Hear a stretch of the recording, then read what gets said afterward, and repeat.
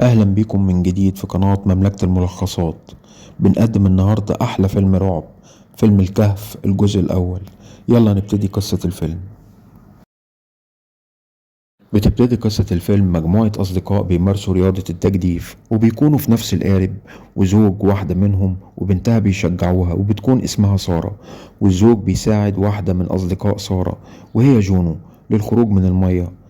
وسارة بتكون مع زوجها وبنتها في العربية، والزوج بيكون مشغول، فسارة بتسأله مالك، فلما بيبصلها بيتلهي عن السواقة، فعربية تانية بتخبطهم والزوج بيتوفى في الحال.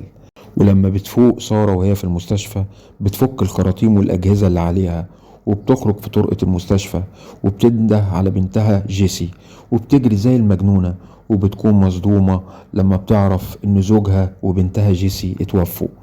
وبعد سنة بتروح سارة مع صديقتها بيس في رحلة لأصدقائهم عشان هينزلوا يستكشفوا كهف، وبيتقابلهم جونو وبتقول لها بيك وسام متشوقين انهم يشوفوكي، وفعلا بيقابلوها مقابلة كويسة جدا، وبيكونوا فرحانين بسارة جدا، وبيسهروا مع بعض، وبعدها بيناموا.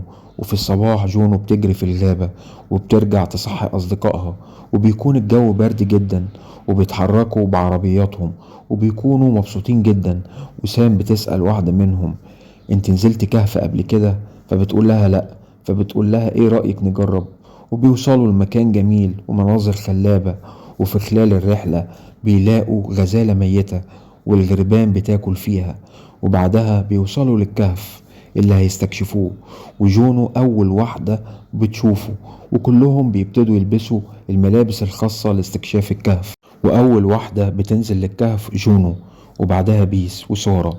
وجونو بتقول لهولي لازم تسمعي كلامي وتكوني تحت قيادتي. وبكده بيكون نزلوا كلهم للكهف وبيصوروا بعض فيديو، وسارة بتلاقي آثار دم على أحد جدران الكهف، وبيتساقط قطرات مية بسيطة، وفجأة بيهجم سرب خفافيش عليهم، وبيدخلوا بين الشقوق بصعوبة، وبيوصلوا لمكان مظلم تماما، وبينوروا لنفسهم بشماريخ بالضوء الأحمر، وبيتصوروا تاني وبياكلوا وبيريحوا. وجونو بتتأسف لسارة إنها ما كانتش معاها فترة طويلة بعد الحادثة، وبيكملوا. وهولي بتدخل بعمق في تاني ممر في الكهف، وسارة بتتبعها وبيجيلها ضيق تنفس، وهولي بتطمنها وبتقول لها خدي نفسك، فبتفتكر بنتها. وجونو بتنور بالشماريخ مرة تانية، وجونو بتقول واحدة منا لازم تتعلق بالجدار وتجهز لينا حبل، وبيقولوا للأسف الخطافات قليلة ضاعت في الكهف، وكلهم بيكونوا بدأوا يقلقوا. وبيس بتغامر وبتتعلق بالخطافات اللي معاها، وبيقولوا لها ما تبصيش لتحت، وبتقدر تجهز حبل للجهة التانية. وجونو بتقول ان المعدات ديت قديمة وعمرها 100 سنة تقريبا، ومفيش حد بيستخدمها دلوقتي. وهولي بتدخل في ممر تاني لكنها بتتصاب في رجليها لما بتسقط، وحد منهم بيشوف كائن غريب وبيتحرك بسرعة وبيتسلق بسرعة، وبيتناقشوا مع بعض وبيقولوا لا مش كائن حي ولا حاجة. وبعدها بيسمعوا أصوات مرعبة في الكهف، وكلهم بيخافوا جدا وبيجروا وبيتحركوا بسرعة، لكن جونو بتشوف الكائن وبيكون مرعب جدا جدا ومن غير عين، وللأسف بيهجم عليهم وبيمسك هولي وبيعضها من رقبتها وبتنزف. ولسه كان هيشد هولي لكن جونو بتشدها من الكائن المرعب، وبتشتبك مع الكائن وبتتغلب عليه، وبالغلط لما بتتلفت لورا بتصيب بيس في رقبتها عشان بتكون فاكراه كائن تاني.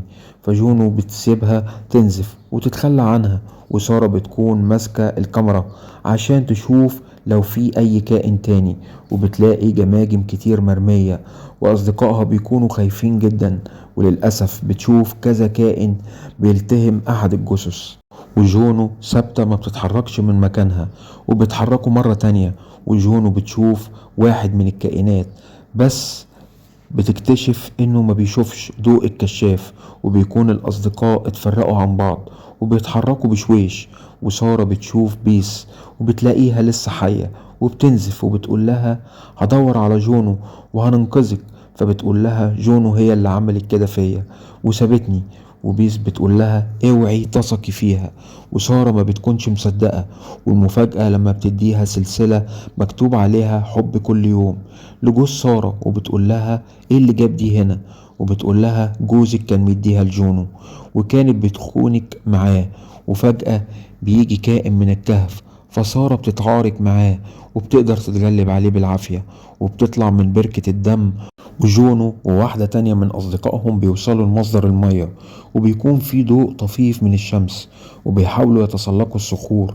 وسارة بتقابل جونو وبتواجهها بخيانتها ليها، لكن جونو بتنكر طبعا وبتسألها طب وبيس اللي انتي أذيتيها وسبتيها. وبيولعوا نار عشان يخرجوا من الكهف وبيخلصوا على كذا كائن. وبعدها بتظهر سارة نايمة وضوء الشمس بيجي عليها، فبتصحى وبتقوم بتجري ناحية الضوء، وبتطلع وبتعدي على عظم كتير وجماجم، وبتطلع من الكهف وبتجري بسرعة. وبتفرح قوي لما بتوصل لعربيتها وبتجري بسيارتها وبتكون تعبانة جدا. وفجأة بتلاقي جنبها جونو، فبتصرخ وبيطلع كل ده بتحلم إنها خرجت من الكهف. وبتفتح عينيها وبتكون في أجواء الكهف وبتفتكر عيد ميلاد بنتها، وبيكون اللي قدامها شعلة نار مش تورتة. وبكده يكون الملخص خلص. لو عجبكم برجاء الضغط على لايك والاشتراك في القناة، وسلام.